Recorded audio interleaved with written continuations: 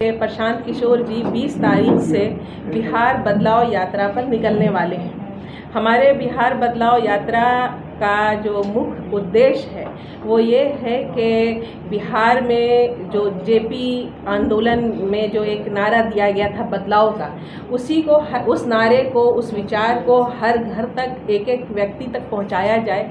इसीलिए कोशिश ये किया जा रहा है कि पहले इस यात्रा की शुरुआत सिताब दियारा से, जेपी जी की धरती से किया जा रहा है और वहाँ से ये यात्रा शुरू होगी और पूरे बिहार में 120 दिनों तक ये यात्रा चलेगी। प्रशांत किशोर जी लोगों को ये बताना चाहते हैं और 2 साल से अपने पदयात्रा के दौरान भी लोगों को ये बता रहे हैं, लोगों को समझा रहे हैं कि वोट जो है जात पात और धर्म और 500 नोट, मुर्गा भात, इस पर नहीं देना है। वोट दें अपने बच्चों का मुंह देख करके, पलायन पर दें वोट, भ्रष्टाचार का मुद्दा बनाया जाए और बिहार की तरक्की को, बिहार की गरीबी को, युवाओं के रोज़गार को मुद्दा बना करके उसके ऊपर वोट दिया जाए। वोट हमारे लोगों का, बिहार के लोगों का बहुत कीमती है, एक एक वोट की कीमत है। इसलिए इस वोट को यूं ही बर्बाद ना किया जाए। जब तक आप सही व्यक्ति को, सही पार्टी को नहीं चुनेंगे, बिहार की तरक्की मुमकिन नहीं है। आज हम जिस तरह से जात पात के दायरे में उलझे हुए हैं, इस चक्रव्यूह में अभी तक उलझे हुए हैं, या तो जात पात को लेकर के हमारे यहाँ वोट का दिया जाता है या धर्म को लेकर, और अगर ये दोनों चीज़ें जहाँ गौन हो जाती हैं वहाँ बाहुबलियों का जोर होता है। तो इन तमाम चीज़ों को ख़त्म होना चाहिए। लेकिन अभी तक कोई भी ऐसी पार्टी नहीं है कि जो इस चक्रव्यूह से बाहर निकली हो। जनसुराज एक वाहिद ऐसी पार्टी है कि प्रशांत किशोर जी इन चीज़ों से ऊपर उठ करके तरक्की की विचारधारा को लेकर के चल रहे हैं और लोगों को ये बताना चाह रहे हैं, लोगों को सचेत करना चाहते हैं कि वोट आप जिसे भी दें, ज़रूरी नहीं है कि वोट आप जनसुराज को दें, लेकिन आप जिसको भी वोट दें, आप अपने बिहार के लिए, बिहार के भविष्य के लिए, बिहार की तरक्की के लिए, अपने बच्चों के भविष्य के लिए, रोज़गार के लिए, जो बिहार से पलायन है उसके लिए वोट दें। और अभी राजीव रंजन जी हमारे साथ हैं, तो आगे की बात ये कहेंगे। स्वागत करूंगा यहाँ पर आने के लिए और हम लोगों को सुनने के लिए। ये प्रेस कॉन्फ्रेंस, इसकी मेन मुद्दा इस प्रेस कॉन्फ्रेंस का ये है कि आप लोगों को बताया जाए कि 20 तारीख से प्रशांत जी बिहार बदलाव यात्रा निकालने जा रहे हैं। 11 अप्रैल को जो रैली हमारे पटना गांधी मैदान में हुई थी, उसमें जो हमारे पार्टी के लोगों का जो इस रैली के पात्र बनना चाहते थे उनका क्या हासिल हुआ था, ये आप लोग सभी को जानकारी है इस बात का। और 11 अप्रैल को ही प्रशांत जी ने गांधी मैदान में ये अनाउंस किया था कि आप लोग यहाँ पटना गांधी मैदान नहीं पहुँच पाए तो मैं हर जिले में आपके पास पहुँचूँगा। इन व्यू ऑफ डैट, उसी के क्रम में प्रशांत भैया 20 तारीख को बिहार बदलाव यात्रा निकल रहे हैं। और आप सभी लोग को इस बात का भी ज्ञात है कि कुछ ही महीनों में, आने वाले समय में हमारे राज्य में विधानसभा के चुनाव भी हैं। और उस बिहार बदलाव यात्रा में सबसे बड़ा मुद्दा है, जैसे का नाम ही आपको बता रहा है कि बदलाव की बात होगी। बदलाव में सबसे पहले आप बदलाव को समझिए। प्रशांत भैया की बातों को मैं रिटेरिएट करूंगा, मैं कोई नई चीज़ नहीं बोलूँगा। सबसे वो लोगों को ये बताने जा रहे हैं, किसको वोट करना है ये नहीं जानना है, ये ज़्यादा इंपॉर्टेंट ये नहीं है, किसके लिए वोट करना है ये ज़्यादा आवश्यक है।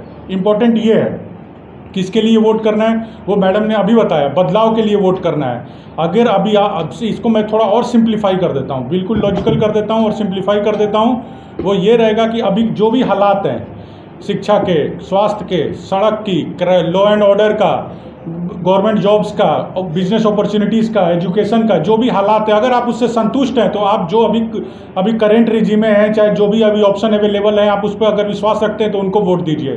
पर अगर आप बिहार का बदलाव चाहते हैं, बिहार में नई रिजीम चाहते हैं, नए लोग चाहते हैं जो नई दिशा में काम करें, नई सोच के साथ काम करें। बदलाव रैली या बदलाव यात्रा जो हमारी है, उसके उद्देश्य के संबंध में सुना हमारे साथियों को, और इसकी आवश्यकता इसलिए आन पड़ी है कि वर्तमान जो सत्ता है वो लगातार जन नेताओं को अपनी जनता से मिलने से रोक रही है। कुछ दिन पहले आपने देखा होगा कि बिहार में कांग्रेस के एक बड़े लीडर आए, उनकी सभा होने से भी रोकने का प्रयास।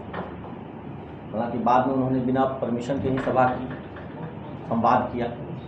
हमारी भी जब 11 अप्रैल को सभा थी तो हमारे जो लोग अलग अलग जिलों से आ रहे थे उनको भी रोकने का प्रयास किया।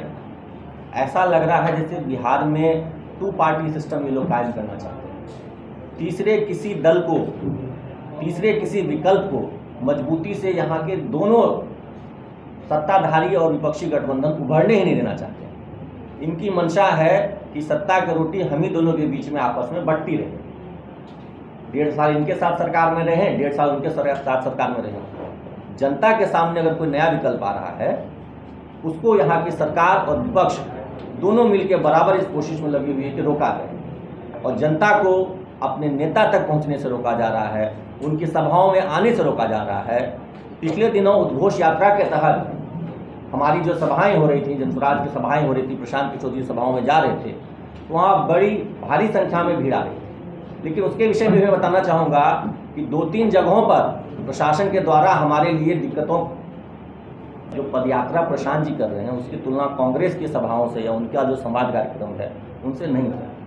और सबसे बड़ी बात है कि कांग्रेस खुद कन्फ्यूज है। राहुल गांधी जी 2 दिन पहले आए थे, उनके मुंह से तो एक शब्द नहीं निकला रोजगार, पलायन, बिहार में औद्योगिकरण, स्वरोजगार, इन सब मुद्दों पर। वो तो जात की बात कर रहे थे, जातीय जनगणना की बात। जातीय जनगणना यहाँ ऑलरेडी हो चुका है और उनकी पार्टी के सरकार में रहते हो चुका है। उसके बाद वो कहते हैं कि जातीय जनगणना फर्जी थी। तो भैया आपकी सरकार थी, आप यहाँ उसमें सहयोगी थे, आपके मंत्री थे, और आपके सरकार में रहते फर्जी जनगणना हो रही थी, तो उस समय मुंह में बोली नहीं थी आपकी क्या? उस समय आपको नहीं बोला जा रहा था कि जनगणना। लेकिन इससे पहले कभी भी जनसुराज ने सिताब दियारा के विकास के लिए आवाज नहीं उठाया। सिताब दियारा के बारे में बता दें तो सारण के जो सांसद है राजीव प्रताप रूडी, उन्होंने उस गांव को गोद भी लिया है, लेकिन अभी तक विकास के मुद्दों से अछूता है सिताब दियारा। इसके लिए क्या जनसुराज आवाज उठाएगी, और क्या भाजपा पर आप लोग सवाल उठाएंगे? क्योंकि आप लोग हमेशा जेडीयू और आरजेडी पर तो सवाल उठाते ही रहते हैं। देखिए, हमारी पहली सफलता तो यही है कि आप सवाल उठा रहे हैं। आज हमने अगर उस जगह का चयन किया है, और मीडिया बंधुओं में, चाहे बिहार के हों या राष्ट्रीय स्तर के मीडिया बंधु हों, उनके बीच अगर यह प्रश्न उठ रहा है कि सिताब दियारा का गोद लेने के बाद भी वहाँ के तत्कालीन वर्तमान सांसद ने गोद लिया, उसके बावजूद उसका विकास नहीं हो सका, और ये बात आप उठा रहे हैं, तो हमारी पहली जीत तो यही है कि हमारे वहाँ जाने से वहाँ के विकास की बात उठ रही है। और निश्चित तौर पर जब वहाँ जाएंगे और जहाँ भी जाएंगे, बिहार बदलाव यात्रा में जहाँ भी जाएंगे, हर जगह हम लोग विकास की ही बात कर रहे हैं। ऐसा नहीं है कि सिताब दियारा इकलौता ऐसा गांव है जहाँ विकास नहीं हुआ है। बिहार के गांव में जाइए, अधिकांश गांव में वही स्थिति है। नाली गली होना किसी गांव का विकास नहीं होता है।